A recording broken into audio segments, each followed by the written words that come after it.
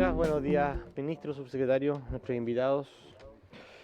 El acta de la sesión 171 se da por aprobada y la sesión 172 queda a disposición de las señoras y señores diputados. Señor secretario, por favor, de lectura de la cuenta. Señor presidente, se han recibido los siguientes documentos. Un oficio de su excelencia el presidente de la República, mediante el cual hace presente la urgencia calificada de suma para el proyecto de ley que crea un nuevo sistema de subsidio unificado al empleo. Y un oficio de la Biblioteca del Congreso Nacional, mediante el cual da respuesta a oficio de la Comisión en relación al proyecto de ley que modifica el Código del Trabajo para eliminar el límite de la indemnización por años de servicio. El informe referido, cifras de informalidad en Chile a partir de encuesta CACEN, periodo 1992-2022, ha sido elaborado utilizando las bases de datos de las encuestas respectivas. Esa es toda la cuenta, señor presidente. Muchas gracias, señor secretario. ¿Puede enviar el oficio de la biblioteca al chat, por favor? Ya, y entiendo... Sí, adelante. Llegó recién un reemplazo. La diputada señora Giovanna Ahumada reemplazará al diputado señor Cristian Lave durante la presente sesión. Ya, perfecto. Respecto de la urgencia suma, ya todo en orden, ¿cierto, señor secretario? Ya, perfecto, todo en orden. Ya, entonces vamos a ir a puntos varios. ¿Hay palabras sobre la cuenta? ¿No? ¿Puntos varios? Ya, vamos directo a la orden del día. Está indicado el subsecretario. Ya, muchas gracias. Ya, bueno, vamos a continuar estudiando el proyecto que se origina en el mensaje del presidente de la República que crea este nuevo sistema de subsidio unificado al empleo. Para eso vamos a continuar la conversación que tuvimos ayer. Gracias, ministro, por hoy hacerse presente. Al subsecretario don Pablo Chacón, bienvenido. Y tenemos invitados en esta discusión. Está doña Susana Jiménez Schuster, que entiendo que está conectada de forma telemática, así que... ¿hay acuerdo? ¿Sí? Hoy tenemos dos. Está doña Macarena Letelier, está en representación de Susana Jiménez Schuster. Está don Esteban Puentes, que está acá presente. Le acompaña señora Bárbara Flores y Alejandra Inostroza, quienes están acá en representación del Centro de Economía y Políticas Sociales de la Universidad Mayor. Ya, vamos a partir entonces esta presentación dándole la palabra a doña Macarena Letelier, si lo tiene bien, ministro, si no quiere usted agregar algo como introducción. Perfecto, entonces vamos directamente a las presentaciones. Le vamos a dar la palabra a la gerente general de la CPC, doña Macarena Letelier. La escuchamos acá atentamente. Si quiere presentar una PPT, también está a disposición el Zoom. Muchas gracias. Saludo a la honorable mesa de la Cámara de Diputados en su comisión laboral, al ministro, al subsecretario, a todos los presentes y agradecemos este espacio. Me acompaña Pablo Bovich, gerente legal de la Confederación de la Producción y del Comercio. Y en relación a este proyecto de ley, nuestra confederación cree que es un proyecto necesario. Estamos con índices de desempleo ya sostenidos por más de 30 meses, sobre el 8%.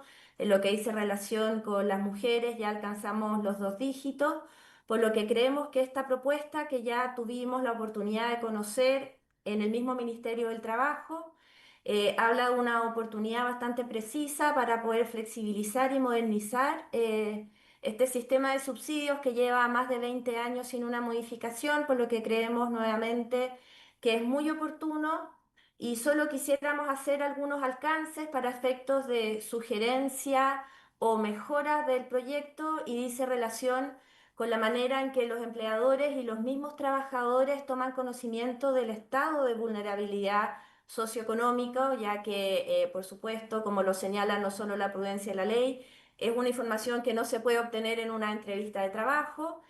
Por lo tanto, entendemos que a través de esta ventanilla única va a estar ese sistema, pero quisiéramos de alguna manera manifestar que eso pudiera ser más eficiente el uso del subsidio, ya que uno al momento de contratar tiene que tener alguna certeza o no de que esto va a poder proceder, ¿cierto? Un segundo punto, honorables diputados, también es sugerir tal vez alguna simplificación en el cálculo o entender que va a estar automatizado en el mismo sistema, ya que pensando en una pyme o en una pequeña organización, algunos emprendedores que quieran optar a estos beneficios en la contratación, ya sea de jóvenes, mujeres, adultos mayores, puedan tener una ayuda, una herramienta para entender cuál va a ser el monto final. Creemos que es un poco complejo si es que, y lo desconocemos, porque esto ya es más un tema de gestión tal vez, que va a estar a disposición de los potenciales empleadores el entender cuál va a ser el monto final de manera simple. Y un tercer punto, para no extendernos, es también a modo de sugerencia y para que haya un mayor uso, que es lo que todos queremos, de este subsidio unificado, son los canales de difusión e información, tal vez en las oficinas municipales, de intermediación laboral o en la misma bolsa de trabajo, ¿cierto? O en el seguro, en el sistema seguro de cesantía, porque como va a cambiar algo luego de 20 años, para efectos de que se dé a conocer de manera correcta y que todos puedan tener conocimiento de esta modificación legal que estamos de acuerdo que es muy necesaria. Esos serían los tres puntos, presidente, y nuevamente agradecer al ministerio porque en algún minuto nos pudimos juntar, pudimos conocer de primera fuente de qué se trataba, pero efectivamente es necesario y creemos que los mayores costos que hoy día existen en contratación y los números que hemos conocido públicamente de desempleo hacen que medidas como esta sean muy necesarias. Muchas gracias por su atención y disponible para cualquier pregunta. Muchas gracias, doña Macarena Letelier. No sé si hay palabras. Diputado Sandón tiene la palabra. Gracias, presidente. Agradecer a Macarena su breve exposición, pero y si eso se agradece también, porque como va como al callo, ¿no? Eso es súper importante. Ahora, uno ve en la exposición de ella, junto con lo que expuso ayer con APIME, que comparten alguna, y justamente habla de canales de difusión, simplificación del cálculo, eficiencia del subsidio. Entonces yo creo que aquí tenemos un tema que yo creo que nos valdría tal vez dentro de estas reuniones que estamos teniendo juntarnos, ¿sí? Los asesores o lo que sea, para ver justamente estas cosas que hay coincidencia de cómo podemos llegar, por ejemplo, mejor a los canales de difusión. En el tema de la simplificación del cálculo, me gustaría, Macarena, si tiene alguna sugerencia, digamos, para justamente tomarla en consideración en el minuto que estemos en estas conversaciones con el Ejecutivo, porque pareciera que es de interés de todos sacar este proyecto adelante. Entonces, me gustaría si nos pudiera, cómo podría ser un ejemplo esta simplificación del cálculo para poder ponerla en práctica y efectivamente así sea más eficiente este subsidio. Gracias, diputada. Gracias, diputado Sandón, por su pregunta.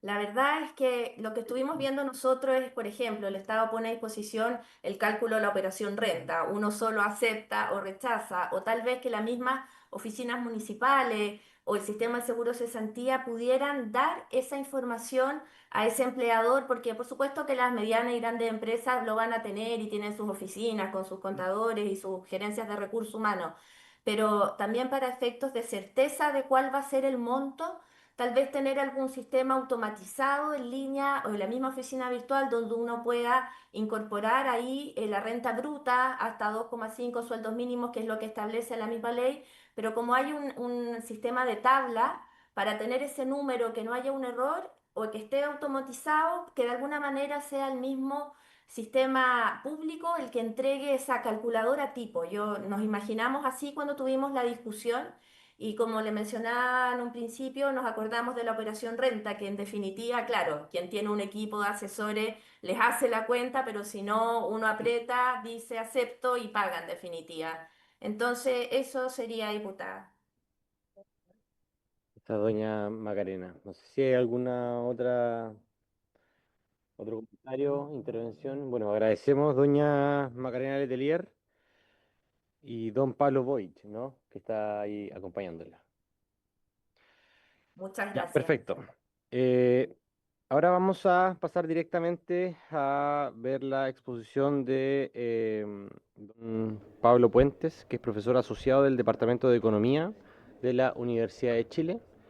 lo vamos a escuchar atentamente. No sé si vienen los tres acompañados en una sola exposición o...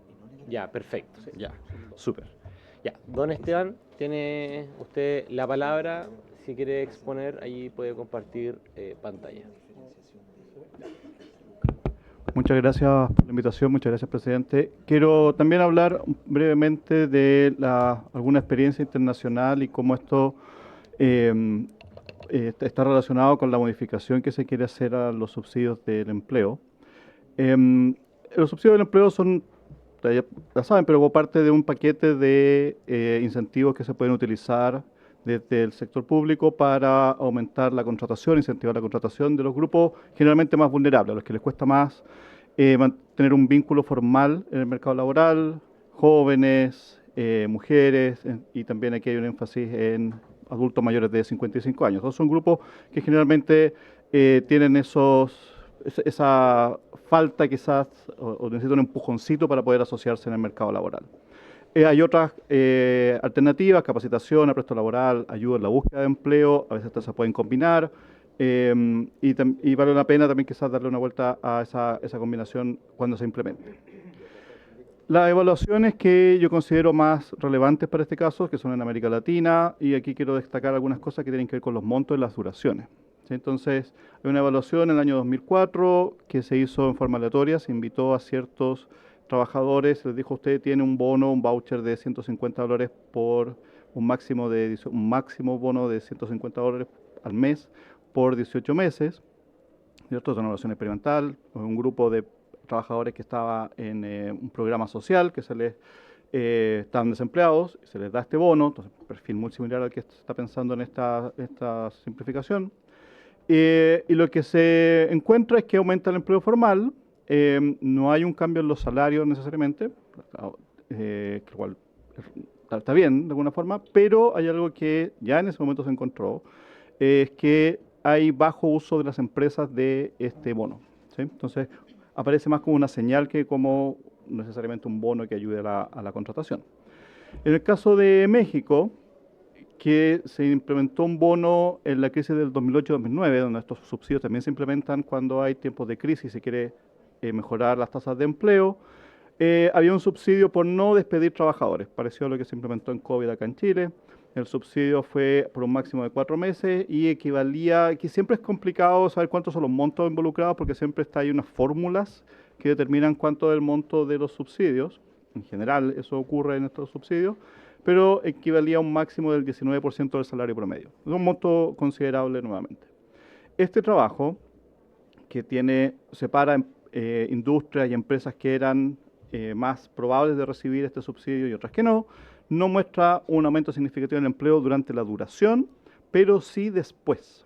Entonces, las empresas que reciben el bono por 18 meses, después recuperaron más rápido el empleo que quienes no recibieron el bono, ¿sí? Y hay una última evaluación de México que yo creo que es muy relevante y relacionado con lo que se ha mencionado acá respecto a la información. Se fue a una zona en México donde se aleatorizó dentro de estudiantes de enseñanza media que iban a egresar de colegios técnicos, ¿sí? Ese es el grupo que se está implementando esta evaluación. Se hizo una evaluación experimental y a la mitad de ellos, algún porcentaje de ellos, se les dio un bono de $45 al mes por 6 meses si es que encontraban un empleo formal y se mantenían en el empleo formal, ¿sí? Entonces, que esto es una evaluación pequeña, son 3.000, 4.000 personas, jóvenes que están saliendo de la educación media, que también es parte del grupo objetivo de estos subsidios en general, y lo que se encuentra es que lo que se busca con estos bonos, en parte, es hacer que los jóvenes comiencen a trabajar y se reduzcan las fricciones que hay en el mercado laboral, ¿sí? Aquí hay muchas fricciones de conocer efectivamente cuáles son la productividad de los trabajadores, de facilitar, de estar aprendiendo en el trabajo, y en este caso también hay mucho énfasis en este trabajo, en que los jóvenes entiendan no solo el salario de entrada, sino que cuánto pueden ir ganando en el tiempo, ¿sí? Entonces, un tema de información que también importa dentro de la empresa, tanto para el empleador como para el trabajador en términos de la trayectoria laboral que pueden tener, y sobre todo en México es muy relevante respecto a lo que es el sector informal, ¿sí? Entonces, conocer bien el sector formal, ¿Qué es lo que encuentran ellos en esta evaluación experimental?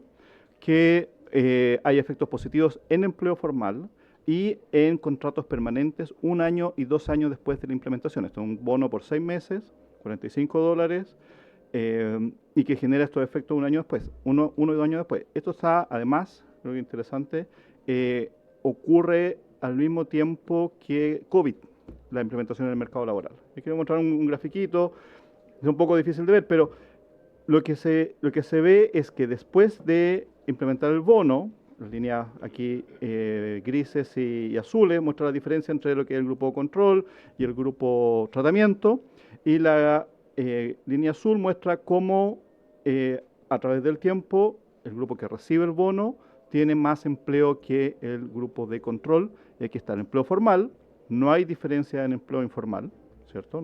No hay un cambio en empleo informal, y hay un aumento en contratos permanentes, ¿sí? Y no hay un efecto en contratos temporales, ¿sí? Entonces, idealmente eso es lo que uno quiere en bonos de este tipo. ¿Cuáles son las lecciones que yo creo que son importantes acá y que están, creo yo, principalmente consideradas acá? Los montos son importantes, ¿sí? Acá hay el cambio en el subsidio, implica pasar de 5 años, 7 años que se implementa el bono a un periodo de 1 año. Eso hace aumentar los montos actuales son pequeños. La duración del subsidio en general va entre 6 y 18 meses, aquí se está pensando en 1 año. Y el caso de México, que es donde están estos efectos positivos, donde se encuentran los efectos positivos de inserción laboral, los estudiantes sabían que tenían el bono. Entonces, esto es una intervención en que se va a colegios y se les dice a los estudiantes, la mitad de ustedes va a tener un bono, la mitad tiene otro programa, el placebo en este caso, pero los estudiantes y egresados sabían que tenían acceso al bono, lo cual hace una gran diferencia, porque no es obvio que en el caso de Chile y en general hay un tema con cuál es la proporción de las empresas y de los trabajadores que toman el bono. En Chile, tal como está el bono, no es particularmente, si bien el monto se calcula mes a mes, no es particularmente difícil, a mi juicio, postular al bono, tanto para los trabajadores como para las empresas. Entonces, comentarios, unificar los subsidios facilita la postulación, hay un único subsidio y uno va a poder decir, de acuerdo a qué características tiene, si corresponde o no, si puede postular y recibir este beneficio. El aumento de los beneficios va en la dirección correcta, la duración del subsidio está en la propuesta, en línea con lo que se está estudiado, lo que es el resultado efectivo, pero yo también creo que el tema de la información que conocen los trabajadores y empleadores es clave para poder tener, para aumentar el éxito de estos programas. Eso. Muchas gracias, don Esteban Puentes. Agradecemos su exposición. Vamos a ir directamente a las otras exposiciones y luego vamos a abrir la palabra para, digamos, acumular toda la información. Le doy la palabra, por tanto, a la señora Bárbara Flores, profesora del Centro de Economía y Políticas Sociales, CEAS, de la Universidad Mayor. Tiene usted la palabra, doña Bárbara. Está compartiendo pantalla, perfecto. Ahí se escucha. Muy buenos días, muchas gracias por la invitación, por el espacio para conversar. Me acompaña aquí Alejandra Inostroza, académica de la Escuela de Trabajo Social de la Universidad Católica, con quien hemos trabajado largamente temas asociados a informalidad laboral y cuidados. Y en esta oportunidad estamos muy contentas de saber que existe este proyecto de ley. Apoyamos fuertemente la idea de legislar porque tenemos evidencia contundente que así respalda la idea de modificar ciertos aspectos de los subsidios al empleo actuales. Entonces, en honor al tiempo, quiero enfocarme en 3 puntos importantes. Tenemos un diagnóstico fuerte, muy robusto, que existe desigualdad de género en el acceso al empleo formal, y esto se relaciona mucho con la participación también de las mujeres y que se asocia a responsabilidades de cuidado. Esto también ha sido largamente estudiado. Y voy a finalizar con algunas limitaciones de los subsidios de empleos actuales y por qué vale la pena legislar y unificar, así como lo plantea el proyecto de ley. Con Alejandra Inostroza publicamos un artículo donde estimamos los factores asociados a la probabilidad de tener una ocupación informal. Con datos de la encuesta CACEM para distintos años, lo que observamos es que el ciclo de vida de las personas también es importante. Cuando hablamos de informalidad laboral e incentivos a la contratación, la edad de las personas es súper relevante y en ese sentido queremos destacar que el proyecto de ley considera grupos prioritarios y asocia fuertemente a los jóvenes y a las mujeres. En este gráfico lo que ustedes ven es una predicción de la probabilidad de tener una ocupación informal según sexo para hombres y mujeres, y lo que vemos es que la probabilidad de informalidad es mayor para jóvenes. En edades medias esto disminuye, pero después vuelve a aumentar para personas mayores. Y en todos los tramos de edad la probabilidad de tener una ocupación informal es menor siempre para los hombres. Por lo tanto, valoramos que se destaquen como grupos prioritarios los jóvenes, mujeres y personas mayores. Algo que hicimos también en el periodo en este artículo tiene que ver con los tiempos de crisis. Este proyecto de ley también aporta flexibilidad al instrumento para adaptarse en tiempos de crisis. Lo que nosotros vemos en este estudio es que con la pandemia, por ejemplo, las tasas de ocupación informal aumentaron y ha costado varios años que esto vuelva a disminuir, por lo tanto, valoramos también la flexibilidad del instrumento. En segundo lugar, es importante, la evidencia internacional lo que indica es que los subsidios laborales son más efectivos cuando se articulan con otras políticas. En ese sentido, sabemos que las responsabilidades de cuidado disminuyen la probabilidad de participar de las mujeres en el mercado del trabajo formal, pero no solo por las responsabilidades de cuidado a niños, sino que también de personas mayores, y en este periodo de transición demográfico, de envejecimiento acelerado del país, es importante que considerar no solo dispositivos de cuidado de niños y niñas, sino que también de personas mayores. Respecto a las limitaciones de los subsidios actuales, el año pasado estuvimos trabajando también con Esteban Puentes en la evaluación sectorial de transferencias monetarias. Ahí, si bien es un paquete muy grande de transferencias que se analizan, estaba el subsidio al empleo joven y el bono al trabajo de la mujer, donde detectamos evidencia que también es muy sabida, porque existen desafíos en cobertura de los subsidios actuales. Hay cierto grado de focalización, porque hay alrededor de 35% de personas beneficiarias que no se encuentran en los tramos de mayor vulnerabilidad y los montos son bajos. Y luego les quisiera hablar del estudio que hicimos con Alejandra Inostroza, Juan Pedro Eberhard, Paula Miranda y Tania Hatt. Es un estudio que está publicado en este libro que también se los trajimos a disposición, donde analizamos el CEG y el BTM, además de toda la evidencia que ya se encontraba disponible respecto a la cobertura, focalización, etcétera. También coincidimos en el diagnóstico con que hay barreras de acceso importantes que tienen que ver con el acceso a la información. Con información cuantitativa y cualitativa podemos evidenciar que es compleja para los trabajadores y es muy difícil acceder para empresas pequeñas en cuanto a trámites de postulación y entender los cálculos de los subsidios. Y algo importante que pudimos detectar es que la probabilidad de acceder a estos bonos está muy relacionado con el tamaño de la empresa.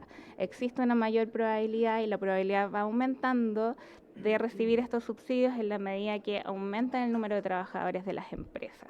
Y en ese sentido, lo que encontramos es que son subsidios que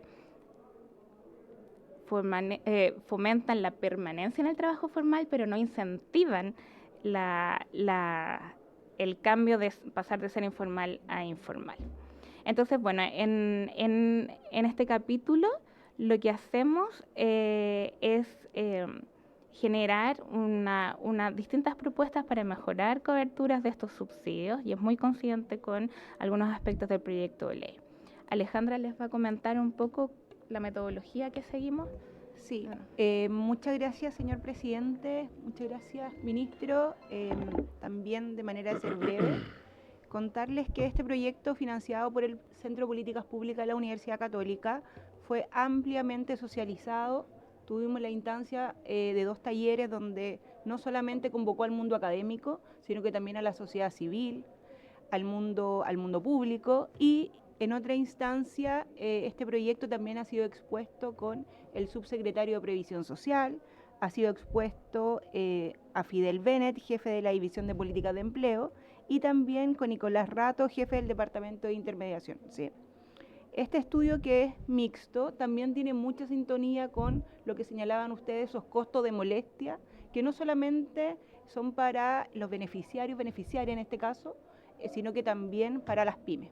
Entonces creo que ahí hay un elemento en común que debería ser trabajado, pero y que no solamente convocó a los datos cuantitativos, sino que también apareció en la mayoría de nuestras entrevistas. Eso. Muchas gracias. Solo para finalizar, tenemos aspectos que valoramos. Nosotros no analizamos el subsidio de previsión de los jóvenes, pero sí estamos de acuerdo con la unificación, focalización en mujeres jóvenes y las pymes, aumentar los montos, disminuir la duración, simplificar la comunicación y articular, por supuesto, con otros programas como capacitación y cuidado. Así que muchas gracias y estamos disponibles para aportar a lo que sea necesario en las etapas siguientes de esta discusión. Muchas gracias. Perfecto, doña Bárbara Flores. Muchas gracias, doña Alejandra Inostroza, también por su exposición. El libro queda para nosotros, ¿no? Que lo vamos a dejar acá a disposición de la comisión. Diputado. Solo uno va viendo, insisto, en las coincidencias que existen en las distintas exposiciones y vamos siempre a facilitar la postulación y la difusión. Entonces quiero preguntarle al ministro, por su intermedio, presidente, ¿cómo se hace hoy día este tema de la difusión y cómo se pretende cambiar en este proyecto para que efectivamente sea mejor? Porque claramente todos coinciden que el tema de la difusión es importante. Aquí teníamos el ejemplo que pone el profesor en México, que todos los alumnos sabían, cuando salían, egresaban, lo sabían. Yo no creo que en Chile eso se sepa, sino que es una sorpresa que se va tomando en el camino. Me gustaría saber cómo se hace, por mi ignorancia hoy día, y tal vez cómo se lo está abordando este tema o cómo podemos mejorar en este proyecto justamente eso, que al menos un hilo conductor de todas las exposiciones que hemos tenido. Gracias, diputado Sandón. Yo tengo una consulta. Si no me equivoco, señora Bárbara, usted señalaba que el efecto ha sido más bien de estabilización del empleo más que de creación de empleo. Yo creo que eso es muy importante porque uno de los objetivos de este proyecto es justamente crear nuevos puestos de trabajo, reformulando el sistema de subsidio.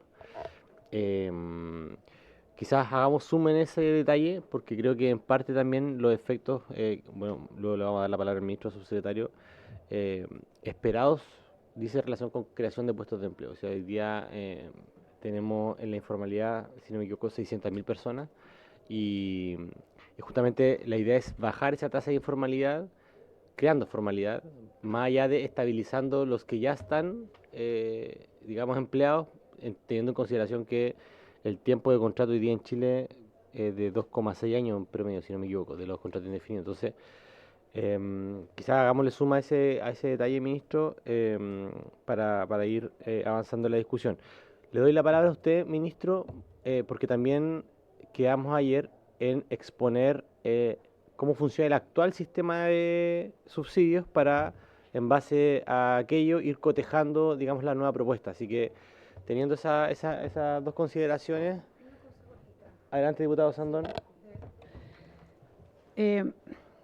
Se habló, y me parece que estoy absolutamente de acuerdo con ustedes, que estos subsidios claramente deberían ir asociados a otra política pública, obvio, porque en el fondo el tema de cuidado, sobre todo el tema de la mujer, que hoy día tenemos un alto desempleo, claramente está relacionado con un tema cultural o lo que sea. Yo tengo como un sueño, pero tengo una esperanza que me gustaría preguntársela a ustedes, si en el frío mundo de los negocios, digamos, ¿existe la posibilidad que exista también la conciencia dentro, o cómo se podría fomentar la conciencia de entre los empleadores, que es muy importante que esto no solo venga de políticas públicas, sino también de políticas internas de las empresas, donde efectivamente se les dé las facilidades, no solo lo que obliga la ley, sino que se dé facilidades para los cuidados, lo que sea, porque a veces son circunstancias especiales que hacen que la persona se camisetee mucho con esa empresa y tenga un vínculo también, incluso que puede ser productivo. ¿Cómo entrar a ese mundo donde se demuestre de que el tener estas buenas relaciones, que no hace que la empresa también sea más humana, al final inciden también en la relación laboral, en la productividad y en ese tipo de cosas? Si se ha medido eso, que existen algunas empresas que tienen políticas que son más allá de las políticas que la ley exige, sino que políticas como internas, que podrían medirse las variables que se den en términos de productividad y de eficiencia en esa empresa misma, cuando se tienen unas políticas que son, podría yo denominarlas como humanizantes, no sé, o más humanas, porque todos los empleados son personas que pueden producir muchísimo, pero también su vida personal, ellos no son números, sino que son personas y cada uno arrastra una realidad a la cual tiene que llevar en los hombros. Entonces, está bien, el Estado tiene que hacer políticas que obligan a la empresa, pero ¿existe algún cambio cultural o seguimos la misma lógica de la mera productividad y sin avanzar en estas políticas internas de la empresa? De acuerdo a la experiencia que tienen, lo pregunto, presidente, porque como han investigado, y también está la experiencia del profesor, que también puede tener algo de afuera también. Perfecto, vamos a hacer lo siguiente. Vamos a darle la palabra a doña Bárbara para comentar estas preguntas, luego al profesor Esteban, si quiere ahí también responder las consultas. Luego le vamos a dar la palabra al ministro para que también distribuya el tiempo entre subsecretario y sus asesores para exponer el actual sistema de subsidio, y en base a aquello vamos a ir cerrando la discusión para ir viendo los puntos en común. Señora Bárbara, tiene la palabra. Muchas gracias, señor presidente. Sí, respecto al tema de el incentivo de la creación de empleos, nos gustaría decir que la evidencia que nosotros levantamos en el estudio que está publicado aquí por el Centro de Políticas Públicas de la Universidad Católica, pudimos constatar que, con información cuantitativa y cualitativa, que son las empresas más grandes, de más de 200 trabajadores, que tienen el 95% o 98% de las personas beneficiarias de SEG o BTM. Eso está publicado en los datos de CENSE, es información que está disponible, y eso quiere decir que, y lo constatábamos también con información cualitativa, y Alejandra me puede complementar, que resulta que las empresas grandes tienen grandes capacidades de gestionar recursos humanos, y finalmente lo que hacen es tomar las planillas de trabajadores y ver, y tienen recursos para ver quiénes son beneficiarios o no de todos los subsidios que están disponibles desde el Estado. Y en ese sentido, para ellos es fácil tomar sus personas contratadas ya formales y ver quiénes son beneficiarios y quiénes no, y postulan y acceden fácilmente, pero no están en este margen de la decisión de contratación. Voy a contratar a esta persona porque tiene estas características y por lo tanto se convierte en formal. Alejandra. Sí, ahí nosotros, señor presidente, muchas gracias. Lo que vimos es más que nada que lo que había era un incentivo a la permanencia más que un incentivo a el acceso a la formalidad, es lo que teníamos. Creo relevante ahí lo que plantea Bárbara respecto a las pymes, a las pequeñas empresas, sobre todo este tema que conversaba de costo de molestia, de cómo no podían acceder, dada los grandes trámites que significaban y que no contaban con el personal como así lo hacían las grandes empresas. De hecho, la mayoría de los empleadores levantó esto como que lo intentaron realizar, y no una muestra pequeña, y que no se podía, no lo lograban. Al final era el costo muy alto. Y respecto a las trabajadoras ocurría lo mismo, que no era fácil este acceso. Sí. Perfecto. Adelante. Sí, yo quiero hacer solo una mención respecto a la pregunta de cómo las empresas pueden ir cambiando las, llamemos, amenities que ofrecen. Ahí está el tema de las cuotas en distintos niveles, ¿cierto? Siempre que hay amenities que son, podría catalogar una más femenina o masculina respecto al cuidado, tener salas cunas, flexibilidad, en algunos casos licencias, por ejemplo. Y hay un trabajo para Brasil que muestra que hace algún tiempo atrás, unos 10 años atrás, la CUT de Brasil decidió aumentar la participación de mujeres en las directivas sindicales.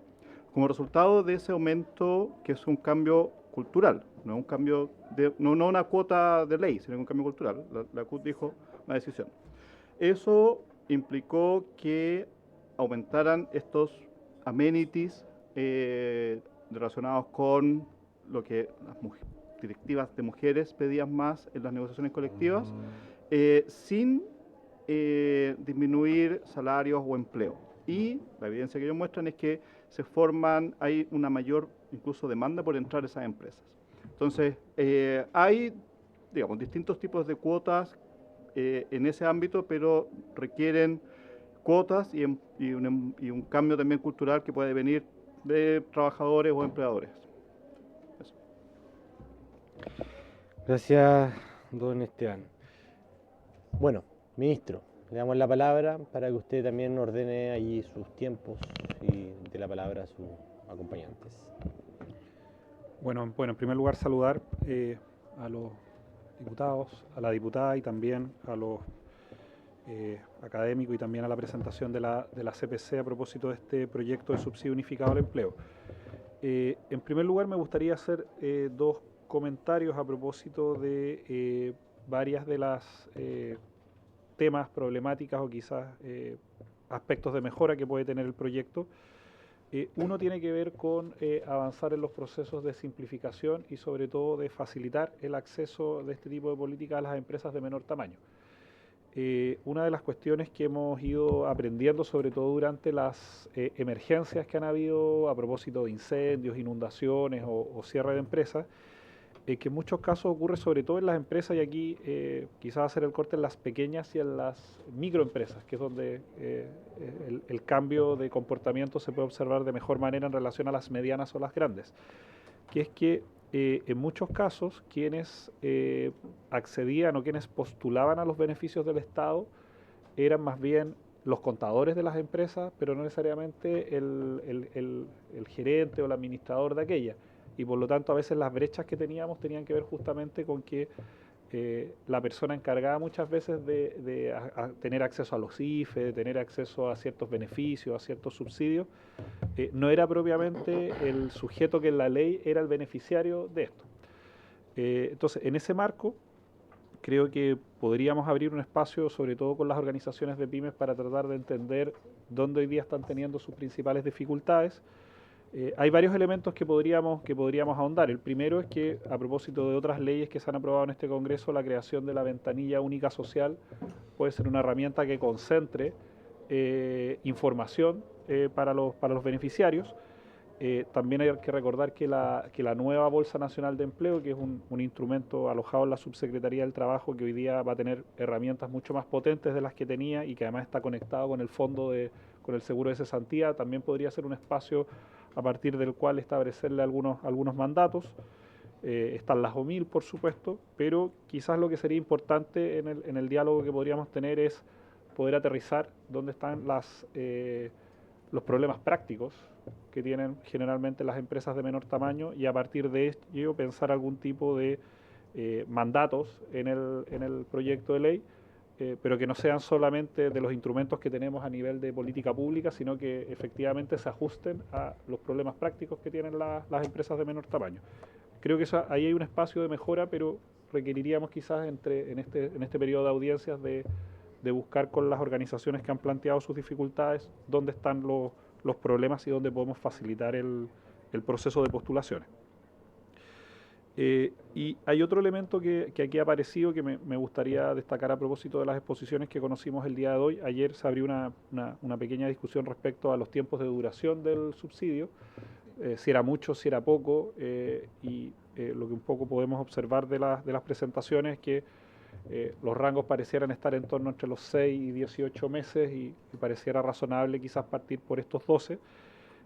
Pero hay un elemento del proyecto que está asociado a procedimientos de ajuste futuros y quizás en eso también, como lo hicimos en otras leyes, como la ley de plataformas digitales o otras, no solamente establecer los mandatos de los ministerios a propósito de revisar anualmente los cambios paramétricos, sino que también encargar al propio Consejo Superior Laboral cierta revisión de estos efectos, porque como vimos aquí en las presentaciones, hay modalidades exitosas y menos exitosas de subsidio. Esta va a ser una innovación bien significativa en materia de subsidios laborales y quizás podríamos también dejar algunos mandatos respecto a evaluaciones de si los parámetros iniciales, y vuelvo a subrayar eso porque este proyecto propone parámetros iniciales modificables, cumplieron o no efectos o en qué fueron más exitosos y en qué no. Creo que eso es algo que también podríamos incorporar en el diseño. Dicho esto, presidente, por su intermedio, si pudiéramos darle la palabra a Fidel Bennett para que pudiera explicar un poco el actual funcionamiento del sistema.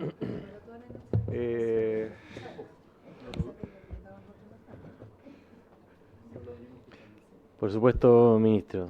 Adelante, Fidel. Espero que sea una muy buena presentación, que nos ilustre detalladamente. Es una presentación corta, Perfecto. presidente. Pero por su intermedio, presidente, lo importante de esta presentación es dejar establecido cuáles son los aspectos más importantes de la actualidad de los subsidios de empleo y por qué creemos necesario reformarlos y no solo reforzarlos. Hoy día la intención es transformar un sistema muy desperdigado de subsidios de empleo, donde hay distintos desacoples entre algunos requisitos y otras superposiciones. Por ejemplo, distintas encuestas de satisfacción a usuarios de los subsidios. Se les ha preguntado si ellos reciben, por ejemplo, el subsidio del empleo joven o el subsidio previsional joven, y no hay ninguna noción de cuál es el subsidio que están recibiendo. O respecto a una mujer joven, ¿qué está recibiendo? ¿El VTM o el SEG?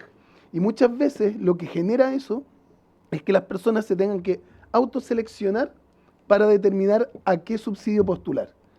La lógica cambia a una ventanilla única en la que las personas solamente tienen que contemplar requisitos generales y luego una caja negra sola va a determinar cuál es el subsidio que más le conviene o que mejores prestaciones le entrega, ¿cierto? Por lo tanto, solo para resumir, la propuesta contempla concentrarse en la concentración y en la creación de nuevos puestos de trabajo, no en la mantención durante años en el mismo puesto de trabajo, actualizar los beneficios al salario mínimo actual, integrar nuevos grupos al beneficio que, como ustedes saben, hoy día se concentran en jóvenes y mujeres y pasaríamos a personas mayores y a personas con discapacidad también, ¿cierto? Generar mayores incentivos a la contratación sin dejar de promover la participación laboral, incluir mecanismos pro pyme y, por sobre todo, flexibilizar la normativa, ya que en las leyes del SEG y el BTM todos los parámetros están establecidos por ley. Es imposible que hiciéramos cualquier cambio si es que no pasa por un cambio legal. Y eso es importantísimo. Entonces, hoy día, como decíamos, Chile posee un sistema de subsidios fragmentado, desordenado, costoso, 200 millones de dólares todos los años, rígido normativamente, desactualizado respecto de la realidad del mercado laboral actual y, por encima de todo, que no tiene impacto sobre la contratación de estos grupos prioritarios. Es decir, no rascado donde pica, como ha dicho el ministro en innumerables veces. Hay 3 subsidios distintos, administrados por 3 instituciones distintas, con 3 objetivos distintos, que muchos de ellos están atendiendo a la misma población, ¿cierto?, con superposiciones e incompatibilidades, como yo les planteaba antes. Entonces, ¿un joven sabe si recibe un subsidio u otro? No tiene idea. los conceptos básicos del subsidio al empleo joven. Va entre 18 y 24 años, es decir, una persona puede permanecer 7 años en el mismo subsidio. El ingreso mensual que se exige tiene que ser menor a 662.000 pesos. Y aquí quiero ser muy claro. ¿Por qué 662.000 pesos si está establecido en la ley como 2,25 salarios mínimos? Y es porque equivale a un salario mínimo del 2009 que se ha ido reajustando por IPC y que ha quedado muy por debajo del salario mínimo actual. Por lo tanto, el requisito es muy bajo. Además, se suma a ello que es el 40% del registro social de hogares más vulnerables, cosa que está establecida por ley, no se puede modificar, y este proyecto de ley se hace cargo de esa modificación. Y un concepto muy importante es que requiere licencia de educación media. ¿Por qué es importante esto? Porque, por ejemplo, personas con discapacidad, jóvenes, que no van a la educación regular, no tienen licencia de educación media, aun cuando asistan o aun cuando se gradúen. Por lo tanto, quedan excluidas las personas con discapacidad que han asistido a establecimientos educacionales especiales, ¿cierto?, de la obtención de este subsidio. Y este es un cambio importante en el proyecto de ley. La duración puede ser hasta 7 años, el presupuesto actual es de 74.000 millones de pesos anuales, y el monto máximo que entrega, poniendo como referencia un ingreso mínimo mensual, es 21.000 pesos para el trabajador y 10.000 pesos para el trabajador, es decir, menos del 4% de un salario mínimo actual.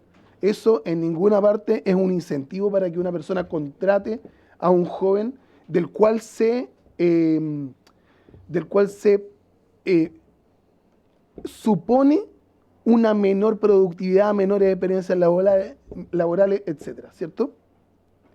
Tenemos actualmente 337.000 beneficiarios jóvenes que cumplen con estos requisitos en el SEG, pero solo 290.000 con pago mayor a 0. Y solo 76.000 nuevos por año. Y aquí quiero detenerme, quiero que si me quieren interrumpir, no hay problema. No entendí esa parte. Sí. Hay muchas personas, muchas personas que son beneficiarias del subsidio, pero tienen montos muy bajos o que han quedado con la concesión hecha, pero por ejemplo con periodos de cesantía, por lo tanto se computan como beneficiarios, pero no les pagan nada. Ahora, también podríamos traer una estadística descriptiva de cuáles reciben entre 0 y 12.000 pesos, que es increíblemente alto. Por lo mismo, este proyecto de ley crea un subsidio mínimo para las personas de 2,5% del ingreso mínimo mensual, que es equivalente a 12.500 pesos, que cumple con dos funciones. Primero, no dejar insatisfechos a beneficiarios, y segundo, un principio de eficiencia. Muchas veces la transferencia es más cara que el mismo beneficio. Lo último, lo de los 76.000 nuevos beneficiarios por año, es que cada año hay 76.000 beneficiarios. Todos los restantes, toda la diferencia con respecto a los 337.000 son de arrastre de años anteriores, gente que permanece solamente, pero no son nuevas contrataciones.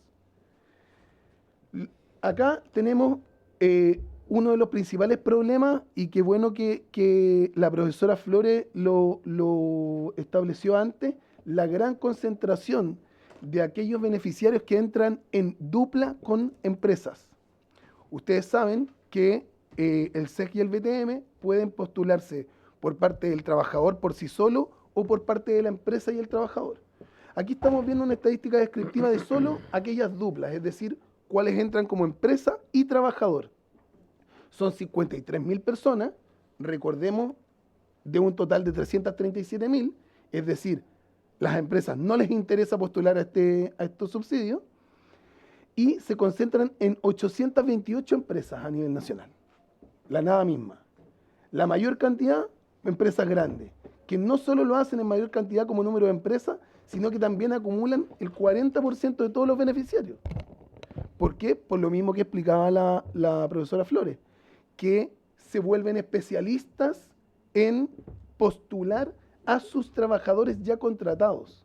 Y aquí podemos ver un grupo de empresas que, como decía el ministro ayer, legítimamente son muy feminizadas o muy jovenizadas y ustedes ya sabrán cuáles empresas son las que hacen mayor uso de este subsidio. Va a parecer réplica, pero no lo es. Este es el bono al trabajo de la mujer. Son mujeres entre 25 y 60 años. Acá hay un cambio grande en el mismo sentido en el que esta comisión lo estaba planteando, en que se avanza hacia mujeres de 65 años, porque hoy día está establecido hasta 60, con un ingreso mínimo mensual de 662.000 pesos, que nuevamente hace referencia a que es un salario mínimo de 193.000 pesos del año 2012 y que se ha ido reajustando y que ha quedado muy por debajo del ingreso mínimo mensual actual. Tiene una duración de hasta 4 años, es decir, 48 meses. Tiene un presupuesto mayor a 100.000 millones de pesos y entrega los mismos montos, 21.000 pesos para los trabajadores, 10.000 pesos para las empresas, cuando estamos hablando de una referencia de un ingreso mínimo mensual. Tenemos 592.000 beneficiarias, 395.000 solamente con un pago mayor a cero y solo 87.000 nuevas cada año. Nuevamente se replica el problema de gran concentración, pero aquí es más radical el problema de no participar junto a la empresa. Son 25.900 solamente las trabajadoras que tienen pago y que van con una empresa de la mano a postular. Y nuevamente la concentración es muy grande en las empresas de más de 200 trabajadores. Como comparación de beneficios y beneficiarios, como lo pedían ayer, presidente, tenemos que los promedios de subsidio por trabajador entre el SEC y el BTM y el subsidio único, según lo hemos estimado, corresponde a que los trabajadores van a tener una prestación 1,7 veces mayor al promedio actual. Los empleadores van a tener un equivalente a 4 veces la prestación actual. Y que en el máximo del tramo, cuando uno calcula un ingreso mínimo mensual, los trabajadores van a tener 2,5 veces lo que reciben hoy y las empresas van a tener 12 veces lo que reciben hoy. Porque además hemos hecho un cambio para que se concentre en la prestación en la contratación, ¿cierto? Entonces, aumentan los montos en todos los casos, pero son mayores aún los incentivos a la contratación. Respecto a los beneficiarios, el SEC y el BTM hoy día tienen 929.000 beneficiarios activos. El subsidio único al empleo se propone 678.000 en régimen para el año 2028. Los beneficiarios con pagos, sin embargo, son casi los mismos, 694 versus 678, y los beneficiarios que van en dupla con empresa aumentan en 1,5 veces, es decir, equivalen a 2,5 veces lo que pasa actualmente, pasando de 78.000 a 197.000 personas.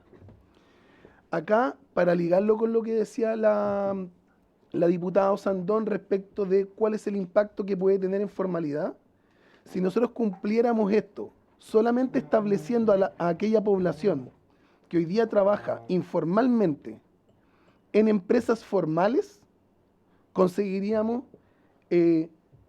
casi acabar con una población informal que está al interior de empresas formales y que, tal como decía el profesor Bravo ayer, cumplen horario, tienen compañeros de trabajo, reciben órdenes igual. Lo único es que no les hacen que no les pagan las cotizaciones previsionales. Y eso significa 7 puntos porcentuales de la tasa de informalidad laboral. Estos son resultados del estudio del 2025 de satisfacción entre usuarios del SEC y el BTM de Sense. Para que sepan, menos del 60% de satisfacción es una satisfacción baja o negativa. El SEC y el BTM nunca, desde el 2015, han tenido una valoración por parte de sus mismos beneficiarios mayor al 60%. Imagínense quienes no lo reciben. Entonces, hay muchas voces que se han sumado a esto. Puse 2 citas de la economista Andrea Repeto respecto de que el Estado tiene los mecanismos para incentivar creación de empleo y que este sería un buen camino, reformar y reforzar los subsidios existentes, sobre todo si ya tenemos un gasto fiscal que se hace cargo de ello. Eso, presidente. Muchas gracias. Muchas gracias, don Fidel Bennett. Ministro, no quiere hacer uso de la palabra. Diputado Hirsch, adelante. Gracias, presidente. Aprovecho y saludar porque no había saludado a otro.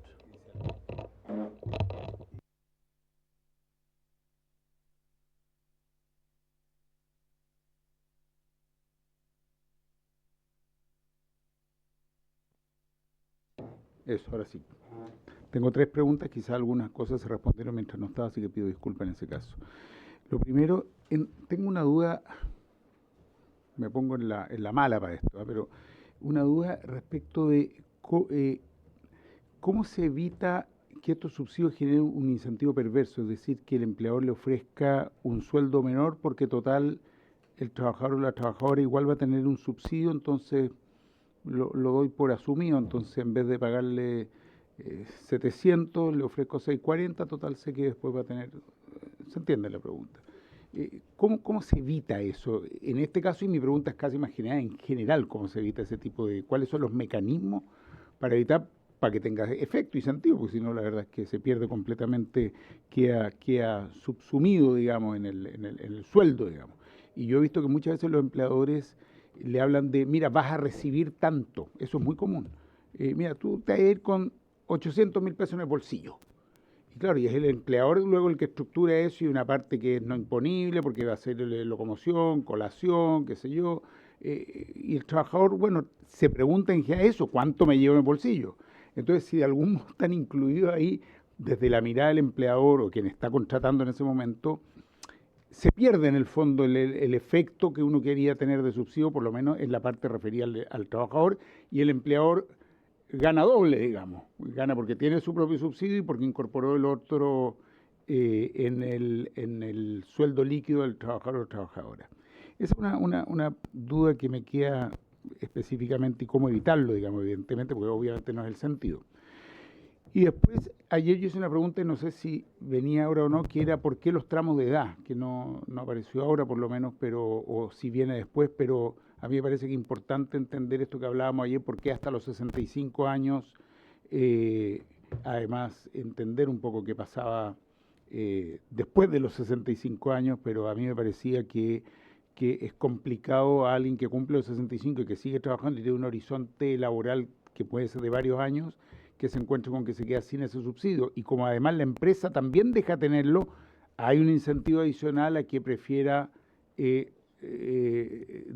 digamos, que esa persona deje de trabajar en la empresa. Tal vez no es el tema más relevante, pero es un factor adicional y en macro, bueno, va sumando. Entonces, el tema, sobre todo además de los discapacitados, que pasaba lo mismo. Entonces, me preocupa ese tema del rango etario límite que está planteado ahí, lo habíamos preguntado, así que me interesa. Y 3, no la hice yo, pero alguien ayer hizo, me parece otro diputado, la pregunta del costo y cuánto más iba a implicar el costo o cómo se iban a distribuir los costos, en definitiva, si vamos a tener un cuadro al respecto, como para tenerlo bien claro, tanto para discutir el proyecto como incluso para defenderlo, pero digamos, muy bueno tener muy clara la estructura financiera del proyecto. Esas 3 preguntas, presidente. Gracias. Muchas gracias, diputado Hirsch. Diputado Sandón. Gracias, presidente. La verdad que muy clara la presentación, para lo que hemos escuchado todas las presentaciones, la verdad que clarísimo, y creo que el proyecto tenemos que juntarnos, pero efectivamente va y tiene un objetivo que es muy claro, ¿no? Me quedo con la última frase y me gustaría, por su intermedio, preguntarle a nuestra expositora, el Estado tiene la posibilidad de crear empleo, y estamos todos clarísimos que tiene la posibilidad, y esto, si se hace bien, va a crear empleo. Lo conecto con este subsidio que tenía aquí relacionado con políticas públicas, ¿no? Para que fuera realmente eficiente, sobre todo en cuidado y ese tipo de cosas. Pero quiero preguntarles, no puedo dejar, presidente, tengo que admitir que se aleja un poquito de esto, pero que hay políticas que también, de alguna forma, van restando a esta generación de empleo. Y sobre todo me quiero poner en la posición de las mujeres, porque estamos en esta misma comisión discutiendo, por ejemplo, postnatal de 1 año, con más fuero maternal. O sea, ¿cómo podríamos, o sea, si usted tiene esta evaluación, que estas deberían ir con ciertas políticas para crear más empleo, pero también a la vez de repente estamos legislando políticas que lo que hacen que dificulta la contratación de empleo de las mujeres, sobre todo, y lo digo, estoy preocupada dado el alto índice de desempleo hoy día de las mujeres. O sea, ahí quiero volver a nuestra expositora a ver si tiene alguna mirada sobre eso. Me encantó lo de los amenities que dijo el profesor, el caso de Brasil. La palabra me encanta porque es amenities. Ojalá las empresas tuvieran muchos amenities para que la vida sea más amena, ¿no? Pero yo le quiero pedir, presidente, por su intermedio, dado esta decisión que hizo la CUT, nosotros tenemos, me gustaría oficiar a la Dirección del Trabajo que en la ley 20.940, en la época de Michelle Bachelet, se hizo una reforma justamente donde se incluye una norma para para que se cumpla la paridad de mujeres, bueno, hombres y mujeres, en las directivas sindicales. Me gustaría saber en qué va eso, si se ha cumplido, si se ha avanzado. Tengo la sensación que la respuesta no va a ser muy positiva, pero fue un cambio que se hizo en la época de Michelle Bachelet, justamente para que los sindicatos cumplieran ¿Quiere esa. establecer un oficio? Por favor. Ya, perfecto. No hay problema. Su oficio. Muchas gracias, diputado Sandón. Una consulta, y luego le damos la palabra al ministro y ya estamos sobre la hora. No sé si nuestros invitados también quisieran hacer alguna intervención, también tienen la palabra por si quieren ustedes también hacer uso de aquella. Consulta. Por lo que entendí de doña Bárbara Flores, el 95% de los subsidios están en las grandes empresas. Con el mecanismo de el tope de 200, digamos, ¿cómo se pretende o se proyecta la distribución de los subsidios? Digo, a propósito también del debate que dimos ayer y de los datos que está exponiendo don Fidel, para justamente fortalecer la pequeña y mediana empresa, que son las que hoy necesitan más holgura también para poder aumentar la contratación. Ya, le voy a dar, no sé si quiere tomar la palabra unidadamente, sí. Adelante, don Esteban. Sí, un comentario pequeñito a propósito del postnatal. Hay un trabajo para que compara la extensión de postnatal anterior, que pasó de 2 semanas, ¿sí? Y ese trabajo muestra que el postnatal, las mujeres que se beneficiaron de ese postnatal, es más fácil que se mantengan en el empleo después. Aumenta sobre todo en mujeres que tenían una menor, que llamamos apego al mercado laboral, que trabajaban menos, había un efecto positivo. Obviamente eso fue un aumento en el postnatal, este sería uno adicional, pero no necesariamente hay efectos negativos en términos de continuidad en el empleo, incluso de cuando llegó a 6 meses. Sí, eso.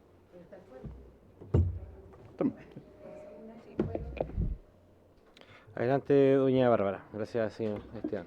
Gracias, señor presidente.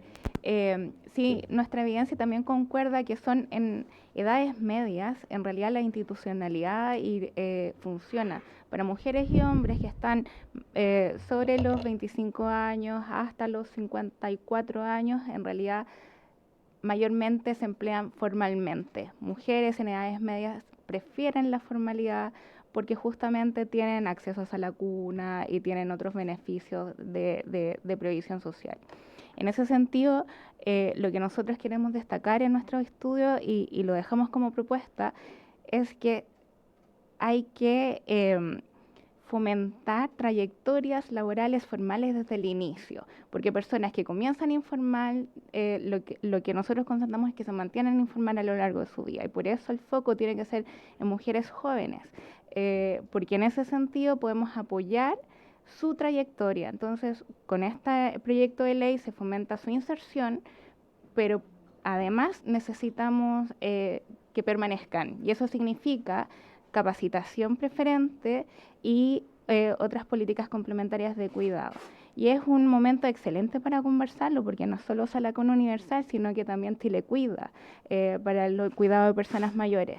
Entonces es importante que de alguna forma estos proyectos conversen entre sí. Gracias, señor presidente. Perfecto, doña Bárbara. Bueno, para finalizar le dejamos la palabra a usted, ministro, para que considere todos los comentarios y vayamos proyectando ya lo que es el debate a futuro. Bien, respecto a las preguntas del diputado Hitch por su intermedio, efectivamente es un tema de cómo uno incentiva que los salarios no se agolpen en los valores mínimos que establece la ley. O sea, uno parte de la base que la ley establece un salario mínimo en una empresa formal, por lo tanto, lo que uno no debiera incentivar es que existiendo estos subsidios, los salarios se agolpen en el mínimo. Y es por eso que hacemos una distinción entre el valor máximo que puede obtener el empleador y el trabajador en relación al salario que está recibiendo. Y si bien evidentemente uno no puede controlar todos los comportamientos a propósito de estos subsidios, sí el incentivo está puesto para que el mayor valor del subsidio se reciba no en el mínimo, sino que en 1.25 y por lo tanto estimular que el tope no esté en el mínimo, que es un poco el efecto que se quiere lograr. Quizás eso después lo podríamos mostrar un poquito más con los datos, pero hay un diseño en el esquema que promueve que la obtención máxima del subsidio no se agolpe particularmente en el mínimo, que sería lo que generaría este efecto de que estuvieran en lo más bajo. Ese es un primer punto. Respecto a los 65 años, tres cosas. La primera es que este proyecto genera una innovación, como se demostraba recién en la presentación, de poner los topes en los 60 para llevarlo a los 64 menor de 65. Y aquí hay dos debates que quizás sería bueno profundizar, independiente que nos queda pendiente todavía mostrar las proyecciones de sensibilización de cómo cambian los comportamientos del subsidio en función de si uno modifica o no los 65 años, que tiene que ver con un tema de costos, efectivamente, y eso está pendiente en la próxima presentación. Pero a efectos del corte, efectivamente ahí quizás hay que dar un debate más normativo respecto a tener ciertos parámetros de un sistema de pensiones asociado versus los topes que uno pone como Estado en términos de incentivar cierta proyección en el trabajo formal de personas que ya están en edad de jubilación.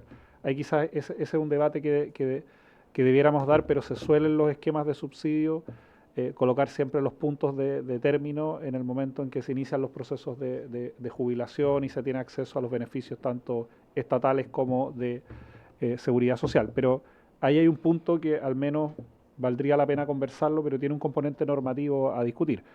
Evidentemente este tipo de diseños nos parecen de todas maneras mejores que otros que en otros proyectos se han propuesto de cómo estimular a veces laboralmente la inserción de personas de más de 65 años, y como bien lo recordaba ayer el presidente de la CUT, que incluso tienen sobre esos años una merma en términos del máximo legal de salario mínimo, que es más bajo que en el resto. Entonces, es en torno a esos debates en que propusimos ese corte, pero es una discusión que estamos abiertos a seguir dando.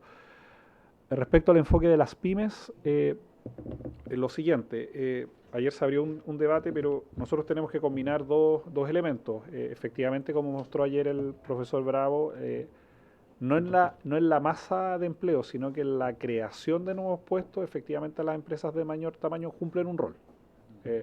Y por lo tanto en ese marco nos parecía razonable que hubiera alguna proporción de subsidios para la creación de esos puestos de trabajo, ya que traccionan a que estos grupos necesitados puedan emplearse también en empresas de mayor tamaño, pero con un límite. Y por lo tanto ninguna empresa de más de 200 trabajadores se puede llevar más de 200 subsidios como empresa. Pero el trabajador 201 de esa empresa, si califica para el subsidio, se va a llevar el subsidio para el trabajador. Eso es bien importante señalar. Por lo tanto, el tope ProPyme está puesto para la empresa, pero no para el trabajador. De todas maneras, esto también es bien importante señalar que, y quizá eso en algún momento podríamos profundizar respecto al informe financiero, respecto a cómo uno estima las tasas de uso de estos subsidios, es que por el hecho de por el hecho de que las empresas de mayor tamaño puedan acceder a subsidios de hasta 200 trabajadores, no limita a que ninguna empresa de menor tamaño quede limitada a postular a subsidio. No se va a quedar sin el subsidio porque las empresas de mayor tamaño postularon. En general las tasas de uso aquí van a estar más bien dadas por la capacidad que tengan esas empresas para crear empleo. Aquí hay que recordar, me lo recordaba el subsecretario, que si bien esta es una medida para fomentar la creación de puestos de trabajo, esto no reemplaza que las tasas de crecimiento, los diseños que tengan las empresas para crear puestos. Esto acompaña la creación de puestos de trabajo, pero no reemplaza las decisiones de las empresas y de la economía, que va a ser el principal factor que explique esto. Por lo tanto, en ese marco, los subsidios para las empresas de menor tamaño no están en riesgo por el hecho de que postulen empresas de mayor tamaño, pero es efectivo que las empresas de menor tamaño, por razones económicas y no de existencia de subsidios, traccionan menos la creación de nuevos puestos. Entonces, de ahí esa combinación, pero creo que era importante hacer esa aclaración porque no se pone en riesgo a las empresas de menor tamaño si que tuvieran más necesidades de subsidios de poder seguir postulando y seguir accediendo a aquello. Y sobre los costos, creo que ya la presentación que hizo Fidel respecto a los beneficiarios y los montos está respondida. Quizás podríamos enviarle a toda la comisión una tabla resumen para que la tuvieran de referencia para las futuras discusiones. Sí, eso es muy importante, una tabla de resumen. Bueno, están votando, por eso se fueron los parlamentarios, no es que no quisieran escuchar por si acaso. Ya, agradecemos al ministro, subsecretario, a don Fidel, a Macarena Tedier, que entiendo que todavía está conectada, le agradecemos de representar a la CPC, Esteban Puentes, señora Bárbara Flores y Alejandra Inostroza. Le pedimos por favor que los PPT que presentaron pudiesen enviarlo a la comisión para tenerlo a disposición de los señores y señoras parlamentarias, por favor. Bueno, por haberse cumplido el objeto de la sesión, esta se levanta.